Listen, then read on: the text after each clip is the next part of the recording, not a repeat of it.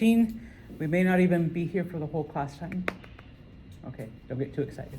Talking to myself, sorry. But the reason why in this case is because our exam will be on Friday. So Wednesday, I will hand out a review sheet and we will go over what you need to know.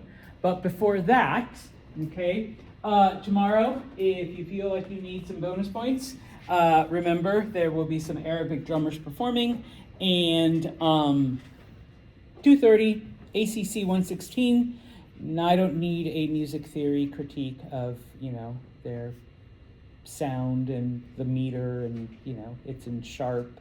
No, just your thoughts, your impressions, your feelings. Did you like it? Did you not like it? Because I don't imagine most of you are listening to Arabic drumming, except for Schmitty, like every day, type of thing. All right? So, on that note, okay, Grace. Oh, so I was just, because I was looking through the notes beforehand, and this is not in here. Yeah, that's new. Oh. Okay, so we have been talking the last couple classes about the Enlightenment or the Age of Reason, and how it is during this time period that people begin to shy away from a religious/supernatural explanation for whatever happens, and they begin to apply science, all right, to explain nature, okay, government, and even religion itself, okay? Then, towards the end of class on Friday, and I promise I'll come back, okay, we started to talk about how in the various colonies, okay, you have a lot of Europeans, and you see them then interacting with many of the local native populations. In the British colonies, you do not see mixing or intermarriage because the English, the British, brought along women, okay? And so, they made their own little English families, okay? But when it came to the Spanish, the Portuguese, and even the French colonies, it was predominantly men that arrived first. And so we see then that Europeans begin to mix with the locals. Once again, I apologize for using the word. Initially, it's rape, okay? But then at some point, some of those relations do become consensual. In the Spanish colonies, those people are known as mestizos. In the French colonies, they are known as métis. Both words just mean mixed, okay? They're just, different language, all right? Now, over time, we begin to see then that you have a much larger mixed population than a European one. And we focus predominantly on the Spanish, and this is kind of where we left off, okay? Because eventually the Spanish do develop a hierarchical system based on what you are, okay? At the very, very top, remember, you have the group known as the Peninsulares, which are basically white Europeans born in Europe, born in Spain, predominantly. Then you have the Creoles right beneath them, and those are white European, okay, except that they are born in the colonies, in the Americas. That is the only thing that makes them not quite as good, okay? Beneath them, you have the mestizos, which are the Europeans mixed with the natives. And I know today it's not a good word to use, but this is the word that they used in Espanol. You have mulatto, which is European mixed with African, okay? Now, it is in this area that you have the most categories. You don't have to know them, okay? But depending on how much European, how much native, how much African, and who the father is, and the percentage and the mix and the whole thing comes up with different social strata. At the very bottom, you have people who are 100% native, and then people who are 100% African. Okay? Now, some of the things then that why the Spanish did this and what comes because of it. Okay? Number one, obviously, this was about control. Okay? Yes, pure white Europeans born in Europe were at the top, but guess what? They were the smallest group. They were the minority of the population, but by virtue of having been born in Europe, they controlled most of the land, most of the wealth, most of the industry. Okay? Oh, and by the way, they paid the fewest taxes. Okay? Whereas the people that were either mixed or at the bottom, the pure native, okay, we won't say the pure Africans because most of them were slaves, okay, they were the ones that had the least amount of control, they had the least amount of wealth, they were also the ones that paid most of the taxes, okay? Now,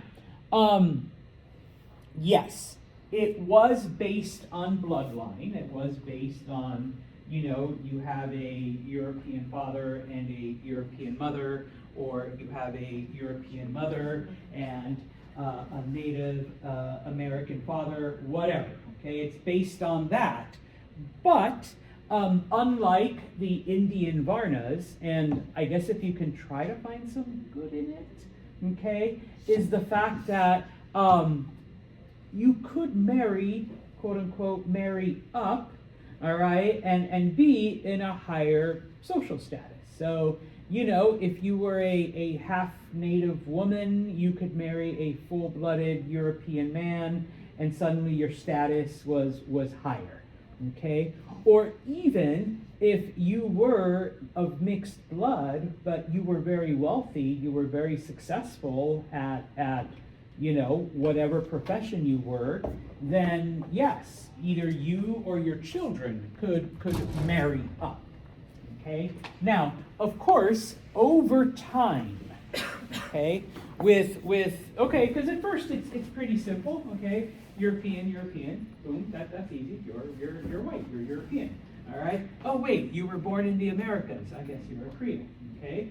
But, then your grandkid, okay, white guy decides that a Native American girl is cute, and so they get married, and so then their child is mestizo, is half, okay? But then the mestizo, meets a white European girl, and so now they're married, and so their child is 3/4 white, but 1/4 native, and so in this case then, and this is where I think I mentioned when I was in my college history, well, it was one of the more advanced ones, I had to memorize all 17 classifications. There were 17, all right, classifications of people, bless you, that the Spanish had, depending on the level of mix and who the parent was and et cetera, et cetera. So, for example, there was one called a castizo, which basically meant you had mostly European blood, but you had like a little bit of native. So maybe that would be, Schmitty, or no, I'm sorry, that would be Mackenzie and Nicole's kid. All right, that was like 3/4 European, sorry ladies, 3/4 European and 1/4 native. Okay, that would be like a castizo. Okay, and then of course you had instances where Native Americans married runaway slaves or people of African descent. Okay, so then they had to come up with categories for that as well. Okay, so yes, it gets all muddled and whatever. Okay, now, and once again, I'll throw my own people under the bus here. Okay, because it does leave a legacy that still, to a certain degree, exists today, where you do see inequality. And it's not so much racism in Latin American countries, but colorism, okay? Where lighter skin is viewed as better, darker skin, okay. And I often tell people, just, if you have access to the Spanish channel or one of them, okay, just turn it on for a few minutes, okay? The newscasters or the people that act in the telenovelas don't look like me, okay? They don't, okay? They might look like Schmitty, okay, here, kind of white, if you are kind of white, but with dark hair, okay? Or even like Bailey with the brown hair. Okay, I bet you tan okay, right? Maybe, maybe not, all right? So, Michaela, definitely, no offense, you do tan, all right? You do have a nice tan there, all right? So it's kind of like, whoa, type of thing, okay? So anyways, all right, we do see that. That's like the legacy of, I was able to find a picture. That's the legacy of this. Just in case you needed a visual guide, okay, this is actually, and I forget the name of the book that they published this in, but they would draw, and so they would draw like, you have a half mixed father and a native mother, or no, she's a mulatta, so she's half European, half black. He is full native, and so their child was actually classified as a lobo. If anybody knows what lobo means, that means wolf in Spanish. Okay, he was a wolf, all right, because he's got half European, half native, but full African.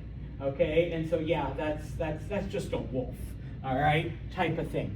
And so yeah, they came up with all of these weird names. So like a mulatto, half black, half white man with a pure European woman, their child was known as a Morisco, okay, type of thing. And so yeah, all right. God, it was a nightmare having to memorize all those classifications when I was in college. All right, I know, and then of course, I'm just glad they just made us memorize the names as opposed to placing them in the hierarchy, like a Lobo was lower than a Morisco, but a Morisco was higher than this, and it was just like a nightmare, okay? Now, getting back to the Enlightenment, okay? Yes, we saw the effect that the Enlightenment has throughout Europe, okay?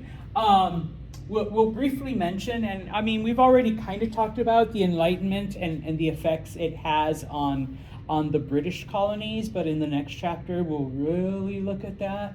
Okay, specifically remember Jefferson basically plagiarized John Locke, all right, took pretty much all of his ideas on what it is to be government and whatnot. Now, we do see the Enlightenment ideas do affect the Spanish colonies, but not to the degree, not to the extent that we see it affect other parts of the world. In fact, okay, the only ones that really benefit or talk about or try to implement, okay, number one, the Peninsulares brought all of the books and the pamphlets and the ideas to the colonies, all right? It came because of them. But the ones that really took up that cause were the Creoles, okay? If you recall, Peninsulares, white European born in Europe. Creoles are white European, but where were they born? America, yeah. And just for that, they weren't as good, okay? And so, they read John Locke, all men are created equal. They read Voltaire, how all of this is fake and made up and whatever, and the idea that, your birthplace determines, and they're like, wait a minute, but we're basically the same. It's like, I'm white, you're white, all right? You're Spanish, I'm Spanish, okay? We've got everything the same, but you were born in Madrid, I was born in Peru, and that's it, that's the only difference, okay? Like, what the fuck? All right, but in Espanol, all right? There's no literally, I have no native, no African, no anything blood in me, all right? So why are you just suddenly better? Because you were lucky enough to have been born over there, and I was born right here, okay? So they're the ones that kind of take up the cause, okay? Now, of course, if you classify your people like that, all right, you really don't want those ideas to get down to like the mestizos and the castizos and the mulattoes and all of the other ones, because they might start believing it too. Okay, so in this case, we see also because most of this spread not by word of mouth but by books and pamphlets and magazines.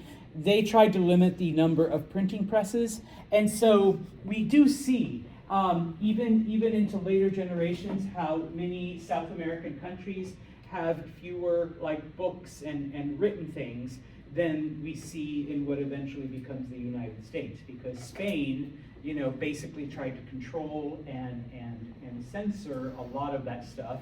Whereas the British colonies, England was basically like, oh, I don't give a fuck, whatever. Of course, later on the colonies fight and they win their independence, but, okay, yeah. So then they start to care, all right? Now, okay, looking at the scientific knowledge, okay, because once again, we're applying science to everything, and part of that includes like actual science. All right, the flora, the fauna, the animals. We see during this time, the discovery and classification. All right, even that misguided attempt to classify humans the way animals were classified. Oh, yeah, you're Homo europaeus, and you're Homo asiaticus, and you're Homo whatever. Okay, and so the Royal Botanical Society begins to send expeditions to South America, because here is an entire continent of plants and animals and all kinds of things that we have never seen before, okay? Not in Europe, not in Africa, not in any other place that we've been before, okay? In addition to scientists, because, this is before, Gracie could just whip out her iPad and start snapping pictures of everything, or Rowan, whips out her iPhone and just starts like, snapping. Okay, we needed Jaden here to sit there and draw it all. Okay, you're our artist. Not quite yet. And so part of all of these scientific expeditions, which I know the first time I heard this, I was like, what? Part of these scientific expeditions, artists. Okay, a lot of painters were sent along with the explorers and the scientists, because it's like, how do you explain, okay, a capybara? All right, capybaras are native to South America. All right, and if you've never seen one, go ahead and Google it. All right, how do you explain a capybara to people back in Europe? Okay, yes, it is the largest rodent on the planet. All right. The way I explained it, it looks like a pig and a porcupine. It looks like a giant rat, pig, porcupine all together. Rat, pig, porcupine. Yes, if they all three mated, that's what would come out. Okay. So yeah. Okay. Now,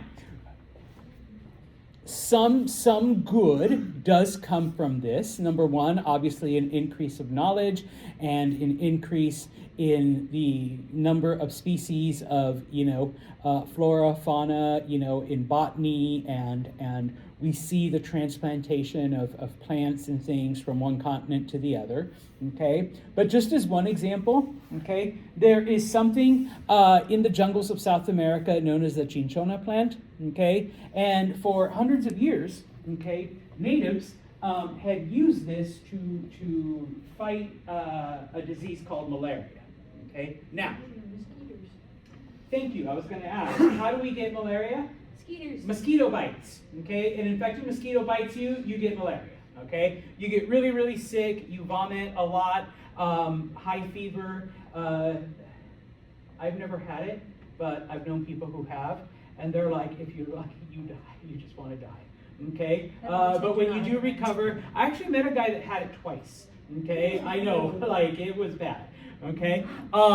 Type of thing, all right? Now, malaria is pretty prevalent pretty much anywhere that there's mosquitoes, okay? So we're not just looking at South America, but like the Caribbean, Asia, Africa, all right? And so for hundreds of years, people had just suffered, and either your immune system was awesome and you fought it off and you recovered, or you died, okay? Well, in the jungles of South America, okay, it is this cinchona plant that the scientists noticed that locals would chew on, would take, all right? And they would be able to, like, recover from this disease. So they begin to take these plants back to Europe, they begin to grow them there, and they begin to study them. And so we get the production of a thing called quinine, okay, which, believe it or not, is still one of the remedies today that is used to battle malaria, okay? Now, I have lived in parts of the world where malaria was like pretty prevalent.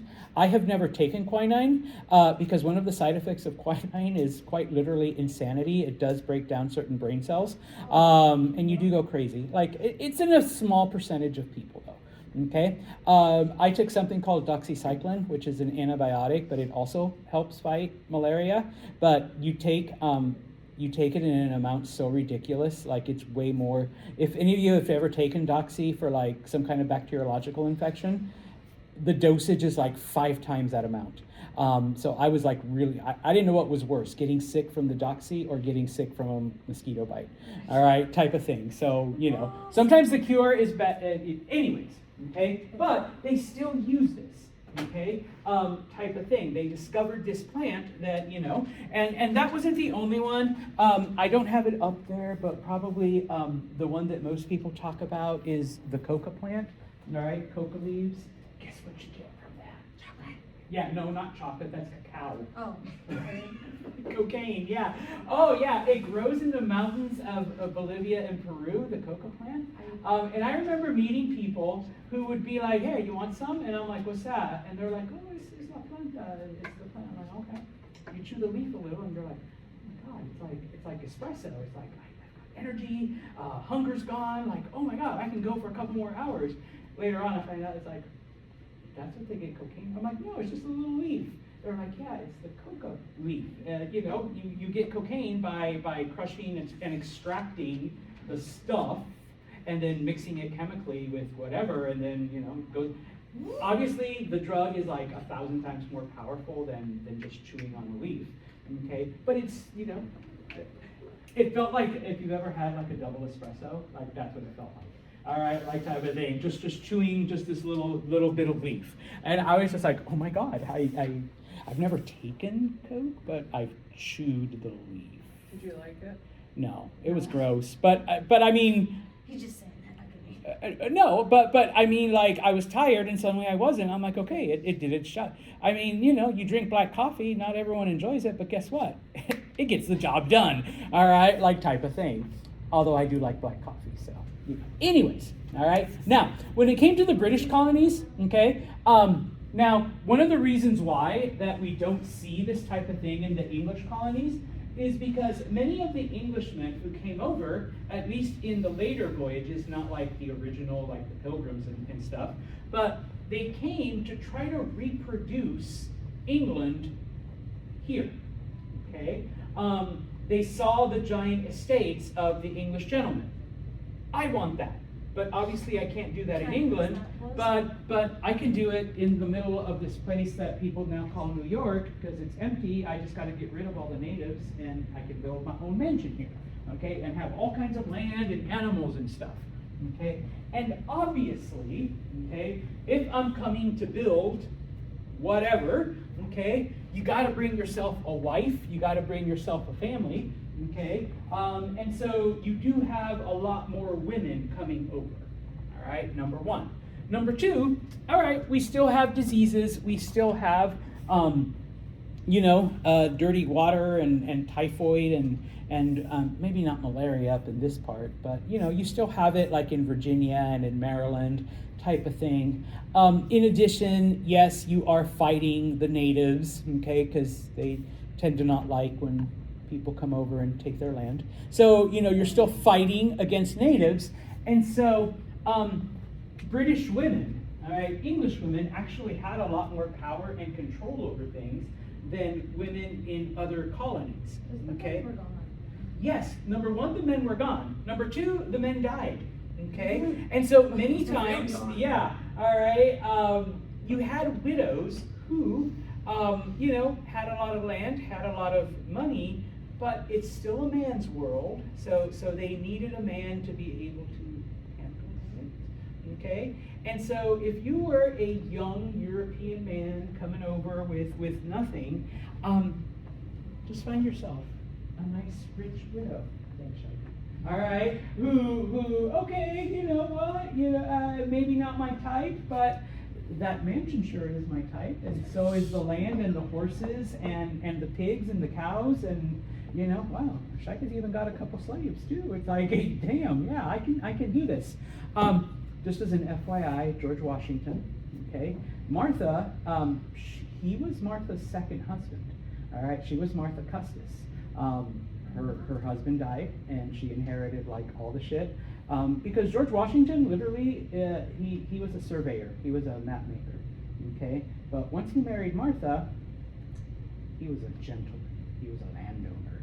Okay, he inherited this huge, Mount Vernon, this huge piece of land, and this house, and slaves, and horses, and wagons, and after that, like, he knew what he was doing. Okay, it's okay. So you marry a slightly older widow, but you know what? Now I get to control all of this. And when people ask, oh yeah, like his descendants, he didn't have kids with her. She was like too old to have kids. But there were kids from her first marriage, okay? And they were like, Custis, so though he basically adopted them, his stepchildren, but they never had their own because, she was like in her late third, she was pretty old, all right? But he still married her, and he still had a lot of stuff, all right, because of it, okay? Now, like I said, also, because the British really couldn't control, publications and whatnot, you do see a lot of printing presses, you do see a lot of writing, you do see a lot of propaganda throughout the colonies, whether it's books, whether it's pamphlets, whether it's whatever, okay? Printing presses were not limited in the English colonies the way they were in the Spanish colonies, and I've already said this before, we will look at it in the next chapter. Good old Tom took most of his ideas from John Locke when it came to all men are created equal, people or men have certain rights that they're given by their creator, life, liberty, oh wait, I can't plagiarize word for word, so instead of life, liberty, property, Tom changes it to life, liberty, pursuit of happiness, okay? And all of the, and even the whole idea of if the government doesn't do anything to protect those rights, or it actively tries to take those rights away from you, your fourth right is the right of revolution. You have the right to create a government that will do those things. And if you have to violently overthrow your current government, then that's okay. And all of that are ideas of John Locke, okay? That wasn't, I guess Jefferson was smart that he found it and he was able to incorporate it into other stuff, but that's all John Locke, okay? Now, the last thing we are looking at. Oh, 1.5 things, 2 last things, okay? Yes, the British were big on sending out these expeditions, okay, to try to catalog and obtain more knowledge, because once again, that's what we're being driven by now. We're being driven by science, okay? We want to know as much as we can know, okay? And so, a man named James Cook, who was a sailor, he was an explorer, but also a scientist, okay? He's sent out on various missions by the British government, okay? Most of them are, scientific in nature. On occasion, he does get into a couple of scuffles with locals. He does claim quite a bit of land in the name of Britain, because he is one of the first to actually explore the entire Pacific area. Okay. Now, so on his very first mission, he basically just went out to track the orbit of Venus. Okay, and what Venus looks like from different parts of the planet. Okay, why Venus? Venus, if you're a dork like Santos, either as the sun is rising in sunrise, or in twilight, sunset, okay, the first thing you see at night, besides the moon, is Venus. And the last thing that you see at dawn is Venus. Okay, it is the brightest thing out there, besides the moon. Okay, and so, hey, is that true everywhere? What does it look like from other parts of the planet? And so that was his mission, go out and observe Venus from different parts of the planet, okay?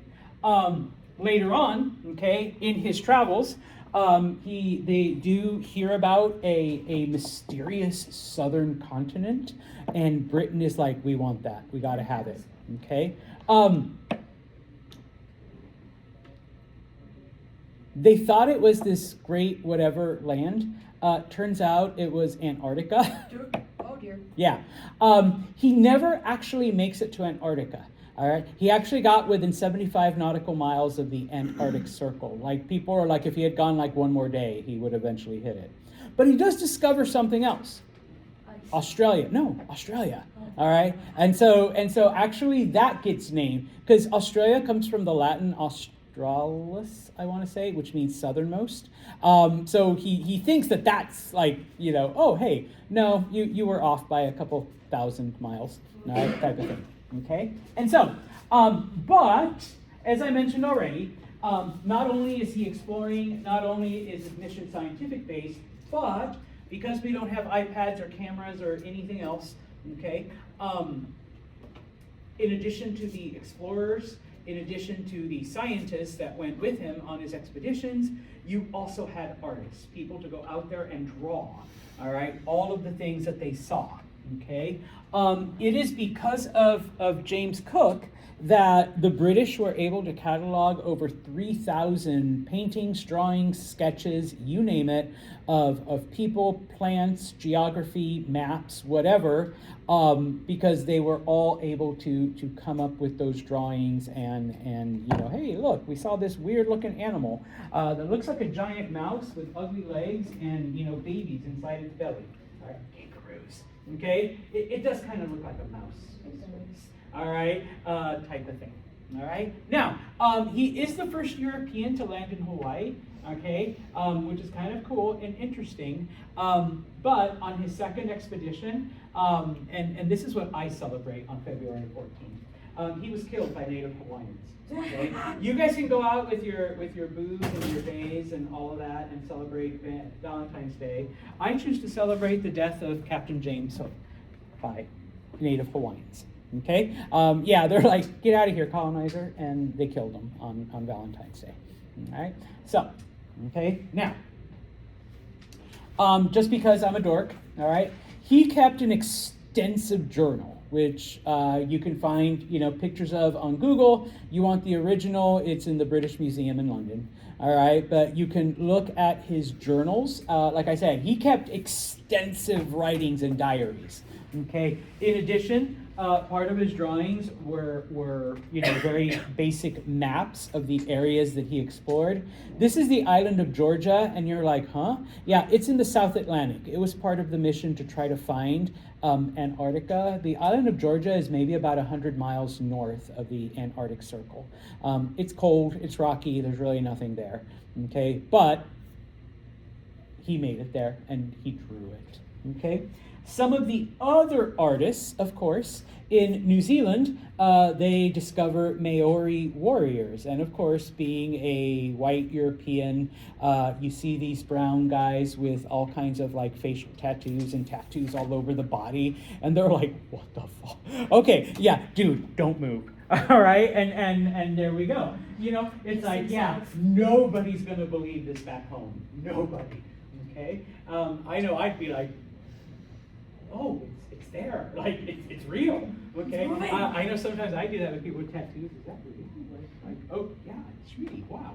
All right, type of thing. Okay? This is someone in Fiji. All right? So, they drew a lot of pictures of the various people as well. Okay? Now, and of course, as they approach the various islands, I think this is in Tonga. I forget what the illustration said. But yeah, like, they have small villages and boats and the people are there and they're just like, they do their thing and, they're pretty friendly for the most part until you mess with the Hawaiians, like type of thing. Like, they're pretty cool. Okay?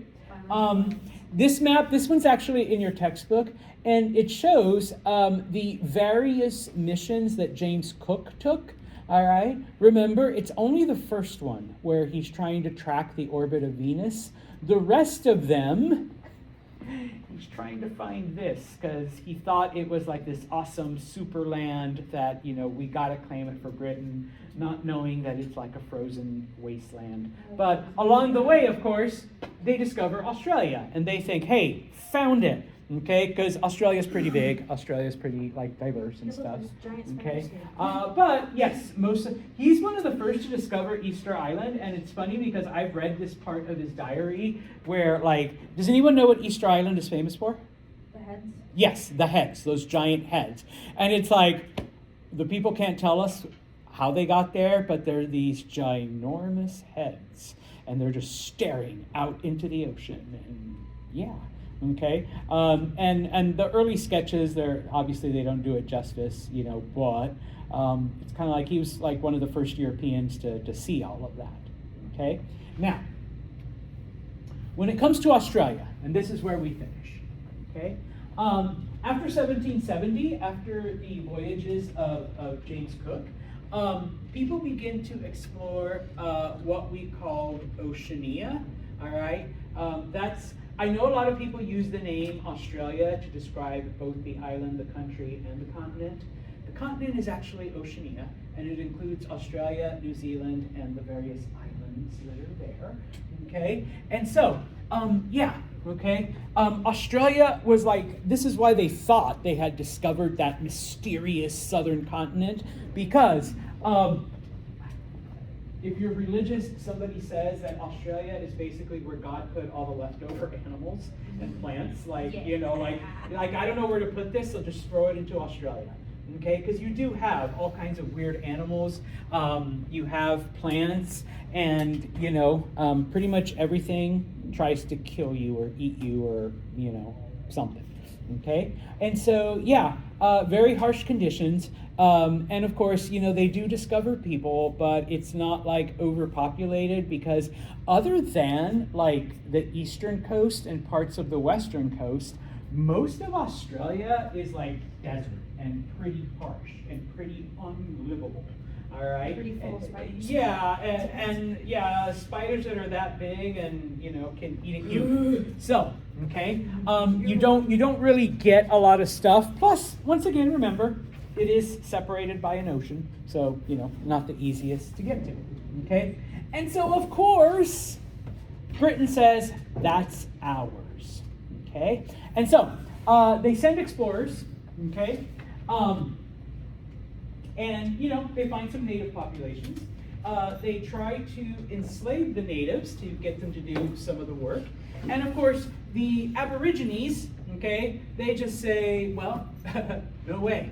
And so they just fled further and further into Central Australia, which the British were not prepared to handle.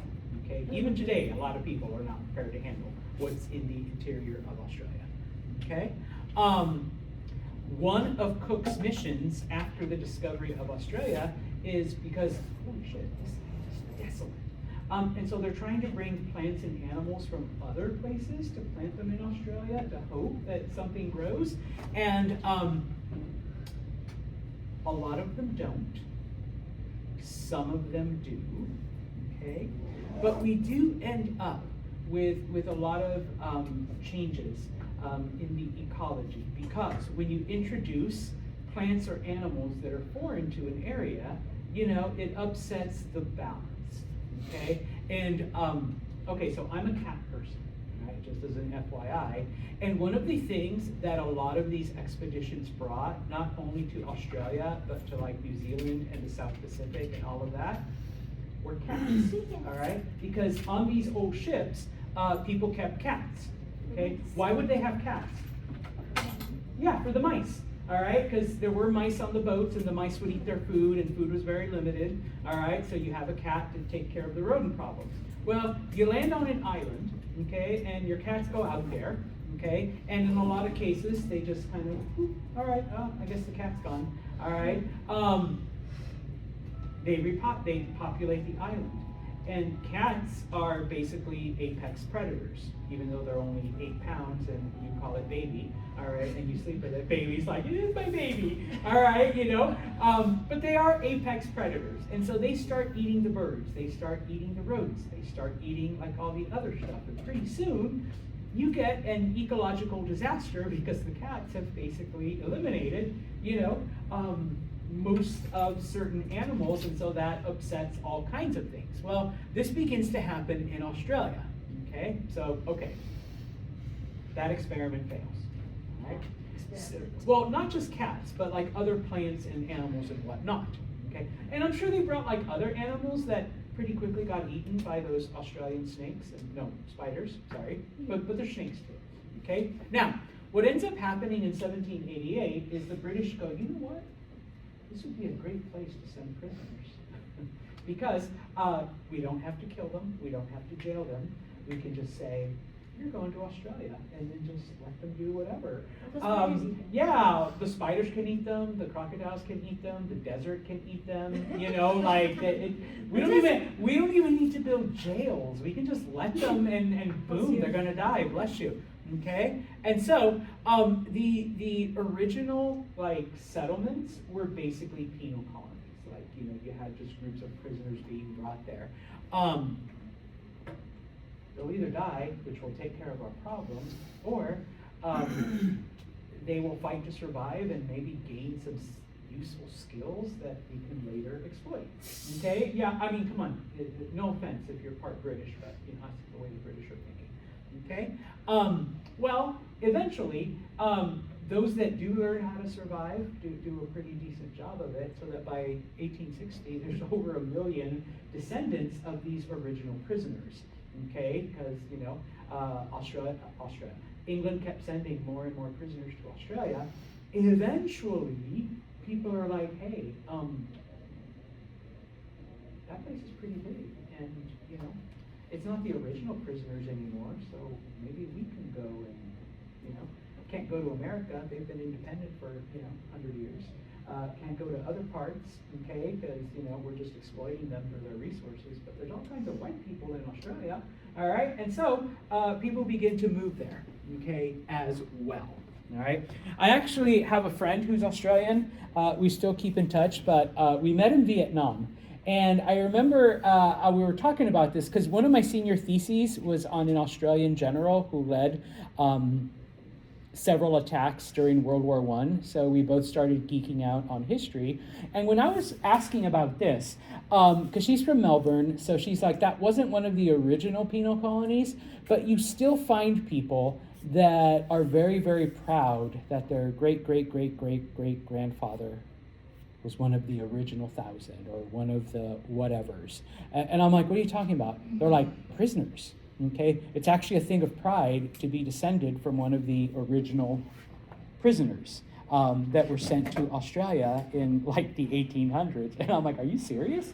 It's like, yeah, people are very, very proud of that because they survived the worst Australia had to offer and made it into this. Okay, and I was just like, you know what? I guess if my great-great-grandfather did something like that, I'd be pretty proud too. Okay, type of thing. And so, with that, okay, that's it.